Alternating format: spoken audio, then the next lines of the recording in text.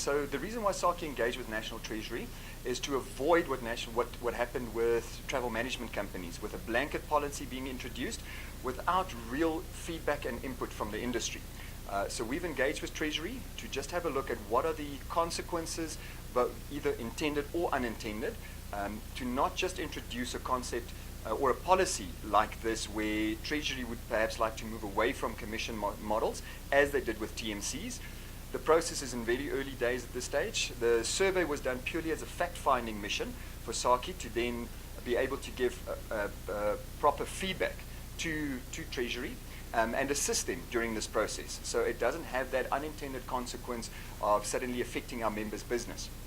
Another reason in terms of the policy, we do believe that there needs to be ethical disclosure within the industry, whether it be on a commission model, a management fee model, or a combination of the two. So really what we're driving is the ethics within the business events industry, and we're hoping to see that come through the policy that Treasury is working on. Another reason why we engage with Treasury first was what we also see often is a policy that gets developed and implemented by Treasury very often gets adopted by the private sector, and when I say private sector, I'm meaning our end user clients, as internal policies. So we really want to get the voice of our members heard by Treasury, to take that into account when creating this policy, and then when corporates are potentially looking at adopting a similar policy throughout the industry.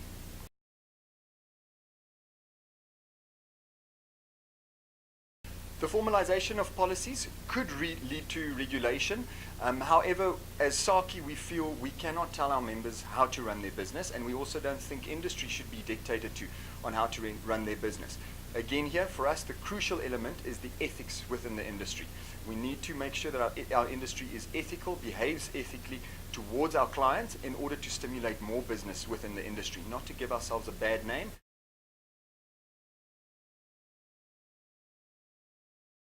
Okay, some of the residual consequences could have a large effect on our organizers, especially if it's just done by the flip of a switch. There needs to be a lot of change management in a process like this, whether it be regulation or policy. Again, like I said, SAACI is not looking at a regulation, but rather policy and ethical disclosures. The unintended consequences, like I said, could be that some of our members have always operated on commissions only, and there is a bit of a change management and, like I said, an educational process that we need to go through with end user clients to get them to understand what is the difference between a commission-based revenue system or a management fee revenue system. And at the end of the day, it's really just about the disclosure. If the client knows what's happening and what they're being billed for, there's no issues. There's no damage caused to the reputation of the industry or the reputation of the organizer.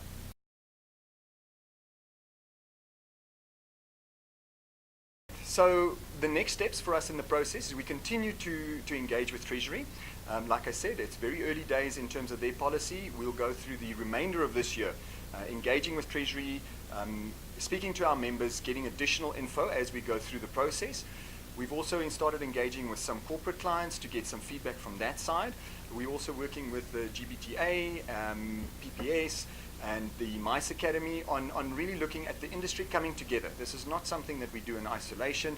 We really look at all the stakeholders, all the role players within the industry to make a smooth, effective transition within the industry. And like I said, really it's all about ethics. It's all about protecting our members and looking after the good of the industry.